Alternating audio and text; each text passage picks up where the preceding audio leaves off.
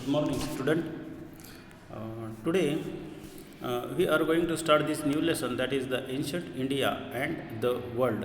Ancient India and the world. Okay. So as we know that ancient India is culturally very strong and a rich country. आपल्यामध्ये असं म्हणतात की भारताला सोने की चिडिया, सोन्याचा धूर निघायचा असं म्हणत होते एन्शंटमध्ये. आता हे का होतं तर culturally because it happens due to we have develop a culturally systematic way of life. Okay, systematic way of life. That's why that is the main reason that ancient India was very much prosperous. Okay, so at that time we have trade relations with the whole world. We have economic relations with the whole world.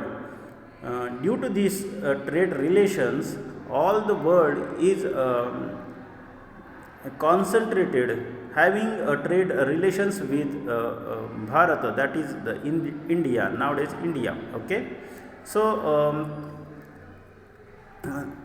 there are many consequences which is happened in the ancient time, in the medieval time, and in the modern times because of the prosperous country like India. Each and every country in the world wanted to have a trade relations with India, so they developed their roots towards India. In the medieval time, when the Ottoman Empire captured the Constantinople, which is now situated in the Turkestan and the border of the Europe, that was captured by the Ottoman Empire. So look at the second one, that is here. Here is India and here is Constantinople. Okay, here in the border, here is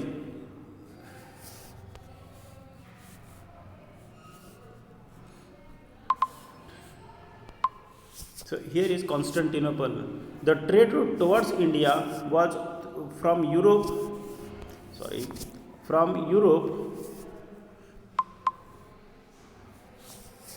This was the route towards India.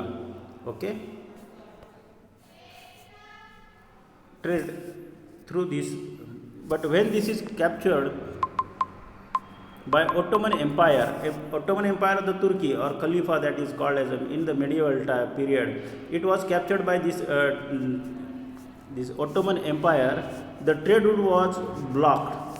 So the European countries need to have another route towards India.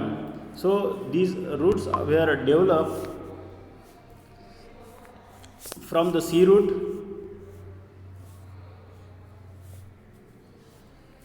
They comes through these sea routes, from these routes and from these routes. Okay. Okay. So whole world wanted to trade relations with India because India is a very rich and prosperous country, very peaceful country. Okay. भारताचं जे तत्व होतं ते होतं जिओ और जीने दो, म्हणजे आपल्याबरोबरच राहा आणि प्रॉस्परस व्हा, अशा पद्धतीचं तत्व होतं. त्याला अनुसरून भारताचे जे रिलेशन्स होते हे प्राचीन काळामध्ये ते संपूर्ण जगाशी होते आणि संपूर्ण जग हे भारत केंद्रित म्हणून भारताला विश्वगुरू असं म्हणत होते.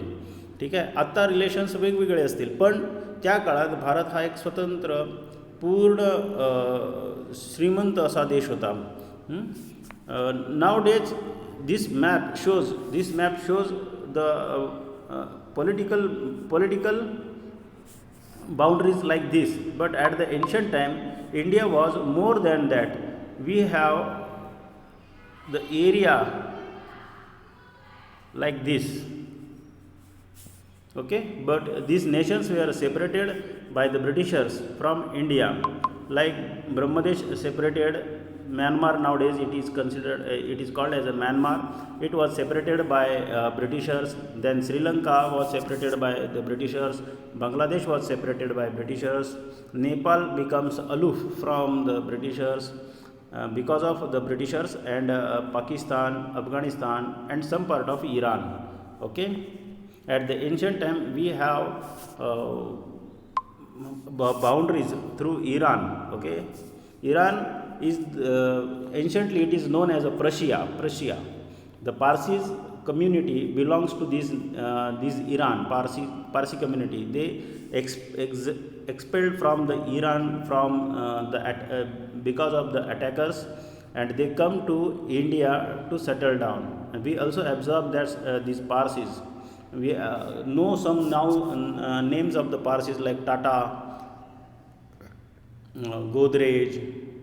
These are the main prominent persons from the Parsi communities. Okay, Afghanistan also separated by the Britishers to protect themselves from the Russian from the Russia. Okay, so at the ancient time we have a prosperous trade with whole world, and having, because of these trade relations, we have developed many cultural relations with the whole world. Let us continue with the reading. Okay, so in this lesson we have 3 points. Basically, the first point is the India and the countries of the West, India and the other countries in Asia, and the next point is India and the countries of the West. Okay, so these 2 points, basically the first point is India and the countries of the West. Look at this. Let us continue with the reading. The people of the Harappan civilization had developed trade relations with the countries of the West. Okay, in Harappan civilization is not the separate civilization. Okay, it is Indian Hindu civilization, or Indus Valley civilization. It is considered as a Indus Valley civilization. It shows the monuments and scriptures which we found in archaeological excavations states that these Harappan civilization also Indian civilization or a Hindu culture or Hindu civilization. So before 5000 years it exists on the earth. Okay, people of the Harappan civilizations had developed trade relations with the countries of the West. Ever since then, India had economic and cultural exchanges with the outside world. Buddhism had spread to Afghanistan. Nowadays it is considered as Afghanistan. The ancient name of the Afghanistan is Gandhar. What? Gandhar. Gandhar is very enormous, prosperous in the fine art. Okay, the Gandhar scriptures, Gandhar arts were anciently very much famous. Okay, Gandhar art, it is called as a Gandhar art. Okay, so Afghanistan's ancient name is Gandhar. Now it is called as a Kandahar. Okay, and many countries of the Central Asia, So Central Asia is none other than it is a particularly part of India. Iran, Afghanistan are considered as Central Asia, but anciently Iraq is called as a Mesopotamia. Babylon and Iran was called anciently Prussia. Okay, the Prussia was an integral part of India in the ancient time. Okay, during the period of Iranian Empire, India's contact with the Western world increased. Iranian Empire means Persian Empire. Okay, anciently it is called as a Persian Empire. The Persian Empire, the Persian culture worshipped Agni Pujak. Okay,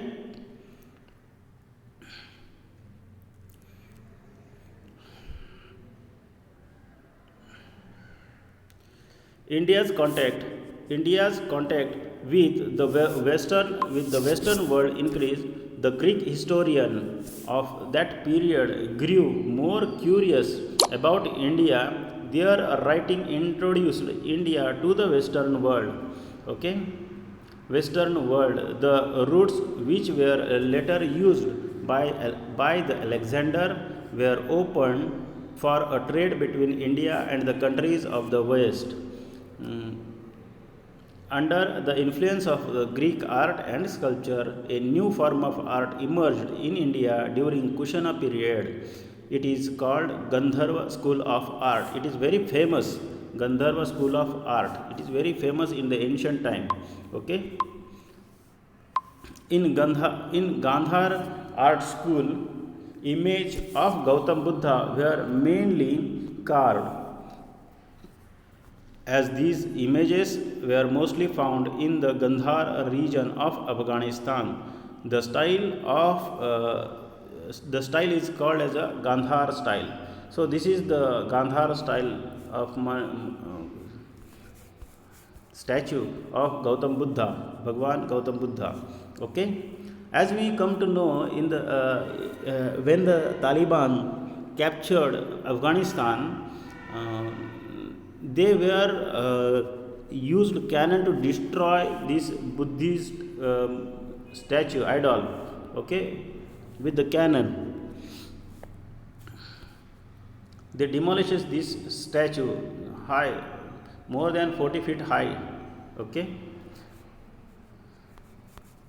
Bamiyan, that statue was called as a Bamiyan. Okay, Bamiyan, in the Bamiyan region of Afghanistan. The facial feature of the statues made in the style are similar to those of Greek people. The early coins that were minted in India were also like Greek coins. So, because we have a trade relations with the Greek Empire, we absorb the good things from the Greek culture and convert them into the Indian style. So this is the sculpture in the Gandhar style. Look at this picture. Okay, Gandhar art of sculpture. Okay, on the stupa at Hadda in Afghanistan, Greek costumes, amphora, and musical instruments were shown in this sculpture. Okay, the style of wearing dresses belongs to the Greek culture. Around the 1st and the 2nd century CE, trade between India and Rome flourished. The port in the South India also had a large share in this trade. So we have sea routes, trade relations with the Greeks and Roman Empire. With the Roman Empire, some articles made of bronze were found in the excavations at Kolhapur in Maharashtra. They have been made in Rome. Excavation.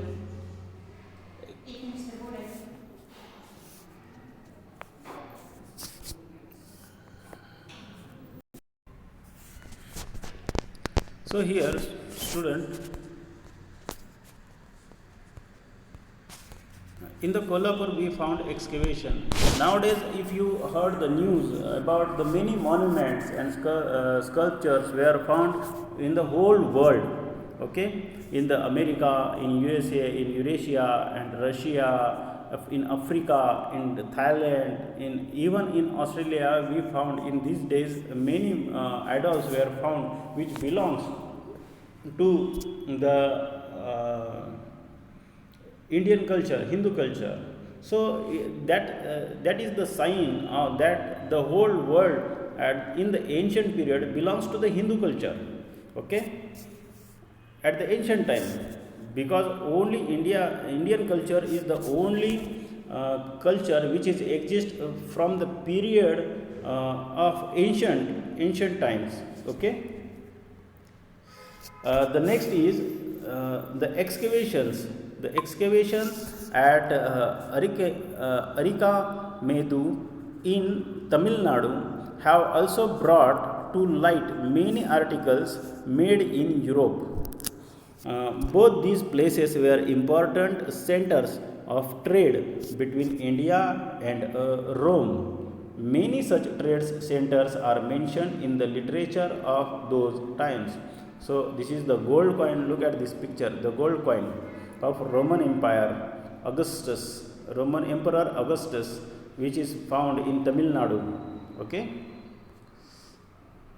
So, in this way, we have trade relations with the whole world, and that evidences were found in India that the whole world has a trade relations with India. Okay. So, as we come to know by these lessons that culturally we were strong, the art and sculptures, the dramas, and all the cultural events which was occurred in the ancient period shows us the greatness about our culture. Okay, so anciently India was the richest country in the whole world, and so every country of the world wanted to trade with us. There in India there are many religions were existed, many faiths were existed in the ancient period also. Jainism, Buddhism, Shaiva, Vaishnavas, and many other sampradayas were exist in the ancient period also. Okay, so India is a culture having a rich cultural heritage to us, that we must know about our culture, we must feel proud about our culture. Okay, so student, in these lessons we just have an introductions of ancient period. Okay, so we will continue with these lessons in the next lecture. Now we will stop here. Okay.